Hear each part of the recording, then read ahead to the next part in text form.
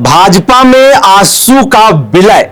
झारखंड की राजनीति में आखिरकार क्यों इस बात की चर्चा बड़े जोर शोर से की जा रही है? आखिर क्या कारण है?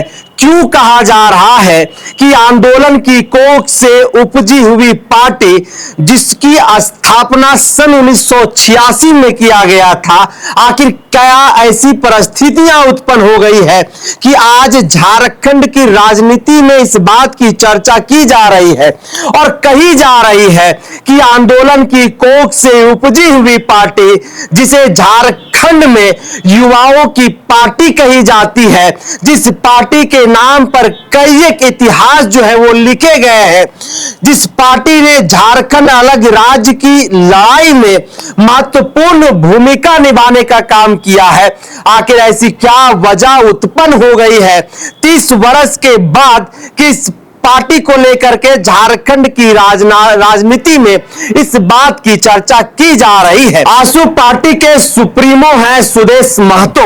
सुदेश महतो झारखंड में युवाओं के लोकप्रिय नेता के तौर पर जाने जाते हैं। झारखंड में जमीनी लड़ाई लड़ने के लिए जिस तरह से उन्होंने एक लंबी लकीर खींचने का काम किया, झारखंड के 5 प्रमंडल के 263 ब्लॉकों में जाकर के जिस आंदोलन को उन्होंने खड़ा करने का काम किया, जिस स्थानीय नीति को लड़ करके एक नेता के तौर पर इस झारखंड प्रदेश में वो स्थापित हुए, आखिरकार आज ऐसी क्या परिस्थितियां उत्पन्न हो गई है कि कही जा रही है कि आंसू का भाजपा में विलय होने जा रहा है। हमारे साथ इस चर्चा में आज वरिष्ठ पत्रकार उदय चौहान है, आपको पूरी बात बताएंगे। एक लंबा सफर इनका पत्रकारिता का रहा है, बेहद करीब से आंसू को शून्य से शिखर तक का सफर तय करते हुए इन्होंने देखा है, साथ ही उस शिखर से नीचे उतरते हुए भी उस आंसू पार्टी की करियर को इन्होंने देखा है। उदय जी, झारखंड की राजनीति में जिस बात को लेकर के चर्चा की जा रही है और कही जा रही है कि आंसू पार्टी का भारतीय जनता पार्टी में विलय होने जा रहा है, आखिर क्या है इस बात के पीछे की वजह और क्यों इस बात को लेकर के चर्चाएं जो है वो तेज हो गई है? देखिए, आंसू पार्टी का जो विलय है या जो चर्चा है वो यूं ही नहीं हो रहा है। आप देखिए, पिछले विधानसभा चुनाव में ही या उससे पहले लोकसभा चुनाव में ही जो परिणाम आ रहे हैं वो इस बात का संकेत दे रहे हैं कि जो जमीन है सियासी आंसू का, वो सुदेश महतो के हाथ से निकलता हुआ समझ में आ रहा है, लोगों को दिख रहा है। और इसके पीछे की वजह राजनीतिक है और सामाजिक भी है। आप कह सकते हैं कि जब से जयराम महतो का झारखंड की राजनीति में प्रादुर्भाव हुआ है और जिस तरह से वो जमीनी मुद्दों को लेकर, झारखंड के जमीनी मुद्दों को लेकर वो जनता के बीच जा रहे हैं, खासतौर पे युवाओं के बीच जा रहे हैं, जिस तरह से बेरोजगारी और विस्थापन का मुद्दा वो उठा रहे हैं, लगातार उनकी जो साख है युवाओं में बन रही है। और वहीं दूसरी तरफ आप देखिए कि जो पार्टी युवाओं को की बात करती थी, जो विस्थापन की बात करती थी, जो बेरोजगारी की बात करती थी, हालांकि अभी भी बेरोजगारी की बात करते हैं सुदेश महतो, लेकिन वो जो विश्वसनीयता है उस लेवल पर वो खड़े नहीं उतर पा रहे हैं। पिछले विधानसभा चुनाव में भी यही स्थिति हुई, वो भाजपा से अलग होके और चुनाव लड़े, उसका परिणाम अच्छा नहीं रहा। इस बार में भी वो भाजपा के साथ चुनावी तालमेल के साथ गए, लेकिन जो परिणाम अपेक्षित था वो उन्हें नहीं मिला। और उसके पीछे की जो वजह है वो अभी जो परिणाम आने के बाद सामने खुलकर आई है वो ये आई है कि जयराम महतो ने उनको बहुत बड़ा डैमेज दिया है पार्टी को। ऐसी स्थिति में अब जो उनके जो कार्यकर्ता हैं और उनके जो शुभचिंतक हैं और उनके जो बड़े बड़े नेता हैं, उनके मन में कहीं ना कहीं ये बात घर कर चुका है कि अब हम इस पार्टी में, हमारा राजनीतिक भविष्य नहीं है, हम इस पार्टी में बहुत आगे नहीं जा सकते हैं, क्योंकि आने वाला जो 10 साल है वो जयराम महतो का है। वो यंग है, युवा है, 27 साल उम्र है उनका, वो विधायक चुनाव जीत चुके हैं विधायकी का, और अभी भी कई मुद्दों पर आप देखिए कि सीजेल के मुद्दे पर वो खुलकर सामने आ गए हैं। बिल्कुल। और जयराम महतो जो जमीन के लोग हैं या जमीनी जो जमीन के जो मामले हैं, जुड़े हुए मामले, उसको भी उठा रहे हैं। अभी वो अवैध जो क्वार्टर हैं उनका मुद्दा उन्होंने उठाया है जयराम महतो ने। उस पूरे इलाके में जो कोयलांचल का इलाका है वहां के जो मुद्दे हैं वो उठा रहे हैं। आक्रामक तेवर है उनका, वही तेवर जो कभी आजसू सुप्रीमो का सुदेश कुमार महतो का हुआ करता था। आप याद कीजिए कि सुदेश महतो के एक कॉल पे मोराबादी मैदान में, इसी मोराबादी मैदान में लाखों की संख्या में लोग आते थे, खासतौर पे युवा आते थे। वो इसलिए आते थे कि सुदेश महतो ने उस समय बेरोजगारी, यहाँ के विस्थापन के मुद्दे को बहुत बढ़ चढ़ कर उठाया था। लेकिन कहीं न कहीं सत्ता में आने जाने का खेल उनका होता रहा। कभी वो बीजेपी के साथ गए, एनडीए के गठबंधन में गए, सरकार में मंत्री रहे, गृह मंत्री रहे, डिप्टी चीफ मिनिस्टर रहे, आज जेएमएम के भी साथ रहे। लेकिन जो इस्तीफा देने का सिलसिला और झारखंड स्टूडेंट यूनियन, जिसे आजसू के तौर पर लोग पूरे देश में जानते हैं, झारखंड प्रदेश में जानते हैं, उस पार्टी से जिस तरह से उनके जो कार्यकर्ता है, सक्रिय कार्यकर्ता है, पदाधिकारी हैं, कोई जिला अध्यक्ष है, कोई प्रत्याशी रहे, उसमें से एक बड़ा नाम देखिए कि नीरू शांति भगत का है, जो लहरदगा के पूर्व विधायक की पत्नी है। वो इस बार वो प्रत्याशी थी। उसके साथ साथ सैकड़ों जो उनके जो पदाधिकारी हैं वो लगातार इस्तीफा दे रहे हैं आजसू पार्टी से। उसको किस तरीके से देख रहे हैं? क्या लग रहा है जो इस्तीफा देने का जो सिलसिला जारी है वो थमने का नाम नहीं ले रहा है? आप खास तौर पर देख लीजिए कि जो स्टूडेंट विंग है उनका, बिल्कुल जो युवा हैं, जो इसमें कहीं कोई दो राय नहीं कि युवाओं के नेता के तौर पर अभी भी सुदेश महतो को जाना जाता है। तो जो युवा हैं, उनके स्टूडेंट विंग के जो लोग हैं, जो गौतम हैं, और भी कई लोग ऐसा कहा जा रहा है कि राजनीतिक हलकों में कि कई बड़े नेता या तो वो शामिल हो जाएंगे भाजपा में जी, या जेएमएम की ओर जाने के लिए एकदम उत्सुक हैं। तो ऐसी बातें समझ में आ रही हैं और ऐसी बातें कही जा रही हैं कि कुछ ऐसे नेता हैं जो भाजपा के संपर्क में हैं, जो भाजपा में ज्वाइन करने वाले हैं, और ये बहुत लंबा समय नहीं रहने वाला है। ये 2, 4, 5 महीने या 6 महीने के अंदर सारे लोग या तो भाजपा में ज्वाइन करेंगे, जिसका जो लीनिंग है, जिस तरह का आइडियोलॉजी है, या जिस बैकग्राउंड से जो लोग आते हैं, या जिस इलाके से लोग आते हैं, उस इलाके के सामाजिक समीकरण को देखते हुए कुछ लोग जेएमएम में जाएंगे और कुछ लोग बीजेपी में जाएंगे। ये बात तय हो गया है।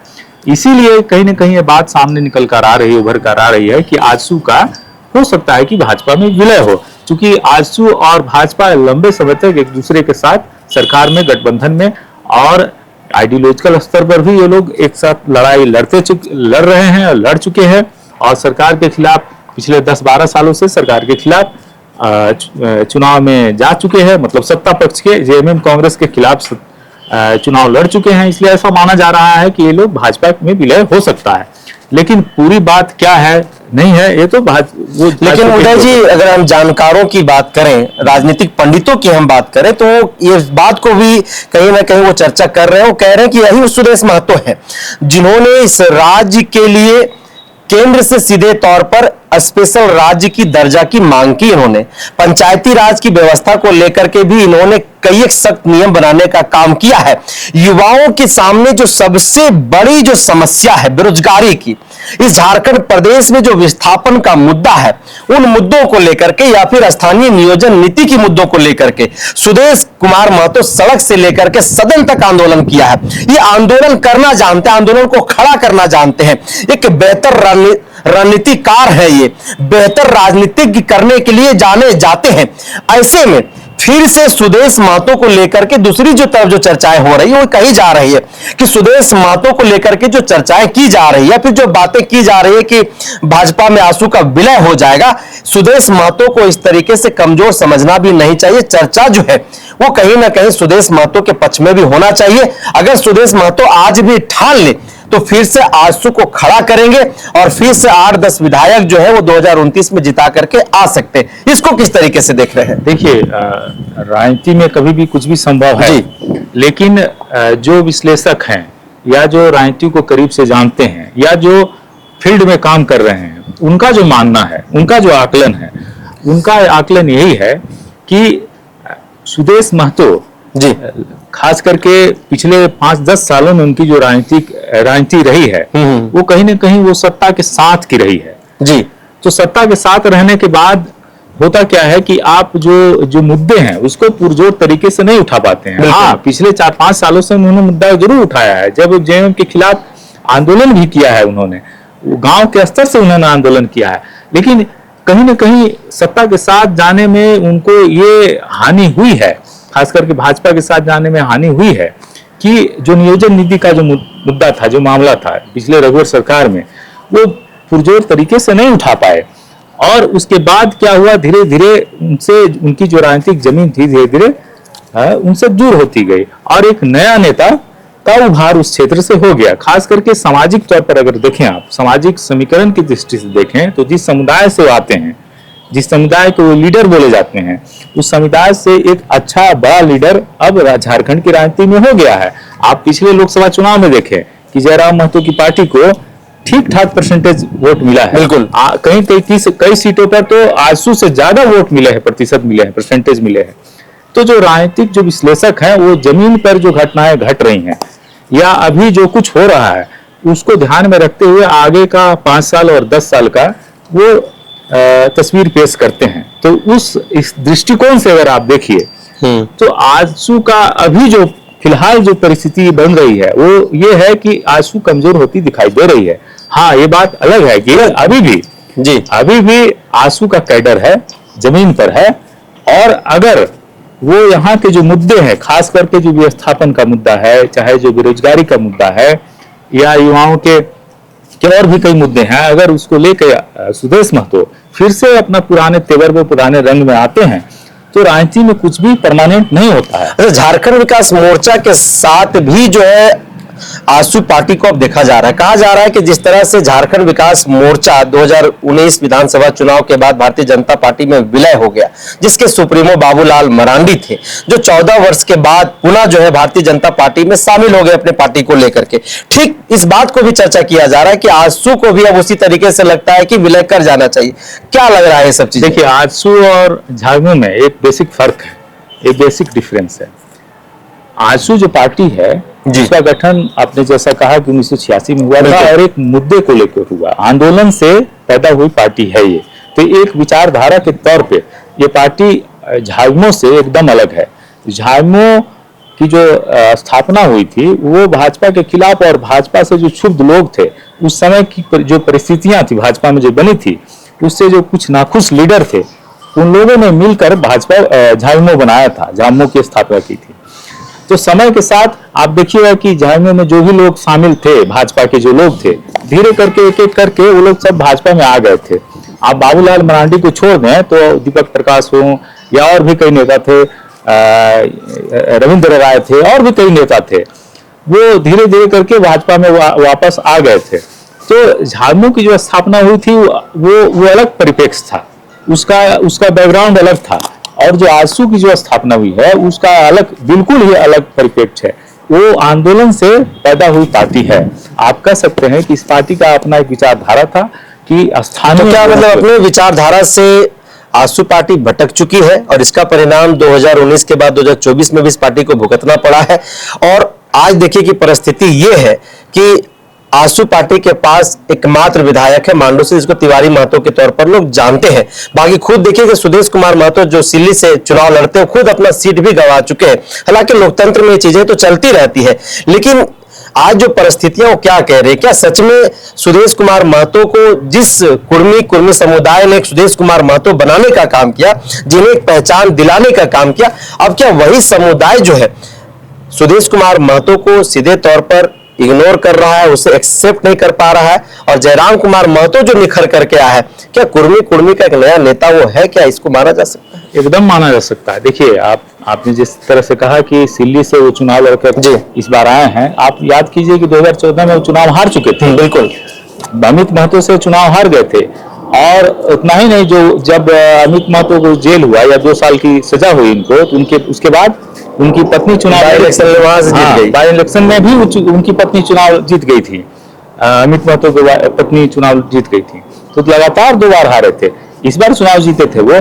तो आप देखिए कि उनको आकलन करना होगा कि जिस मुद्दे को लेकर उनकी पार्टी की पहचान है जी, उस मुद्दे से अगर आप भटकते हैं तो आपको उसका खामियाजा भुगतना पड़ेगा।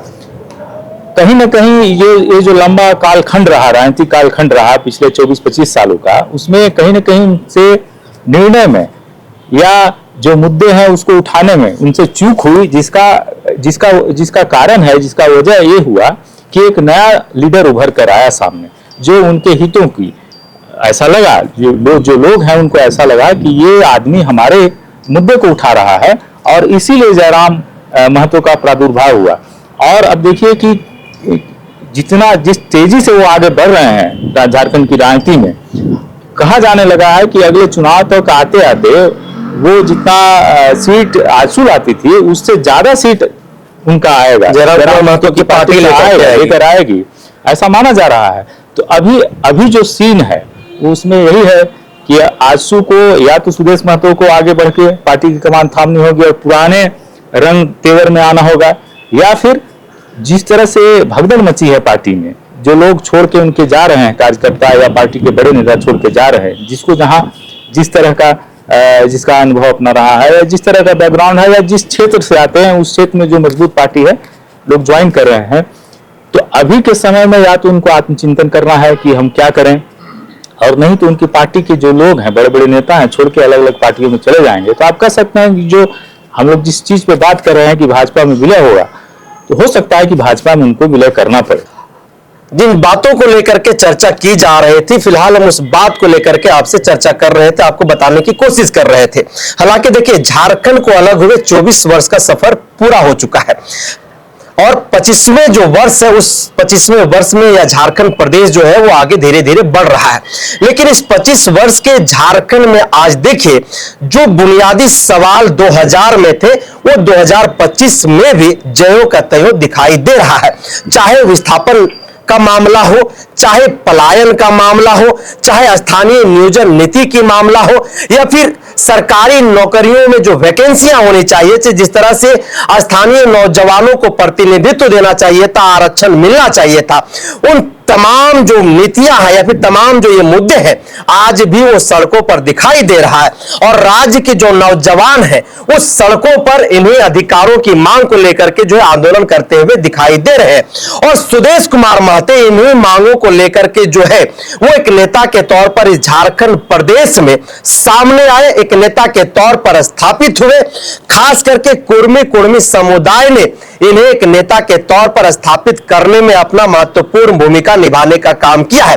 लेकिन एक दशक में आप देखिए तो सुदेश कुमार महतो इन तमाम मुद्दों से जो है अपने आप को अलग रखने का काम किया है, जैसा कि झारखंड प्रदेश के राजनीतिक पंडित जो है, जानकार जो है, वो कहीं ना कहीं चर्चा कर रहे हैं। ऐसे में अगर इस हार के बाद भी सुदेश कुमार महतो और उनकी जो पूरी टीम है वो चिंतन मंथन नहीं करती है, अगर इस पर चर्चा जो है अगर तेजी से नहीं करती, अगर गंभीर कोई निर्णय नहीं लेती है, तो ऐसे में 2029 का जो चुनाव होने वाला है, चाहे लोकसभा का चुनाव हो, चाहे विधानसभा का चुनाव हो, उस विधानसभा के चुनाव में भी कहीं ना कहीं इससे भी बुरा परिणाम इस पार्टी को जो है वो देखना पड़ेगा। और जो आज चर्चाओं का जोर जारी है, जिसको लेकर के चर्चा की जा रही है, खास करके आजसू पार्टी की जो बात हम लोग कर रहे हैं, कहीं ना कहीं उसमें भी जो है मुहर लग सकती है। फिलहाल इस चर्चा को यहीं पर करते हैं विराम, दीजिए इजाजत, जोहार।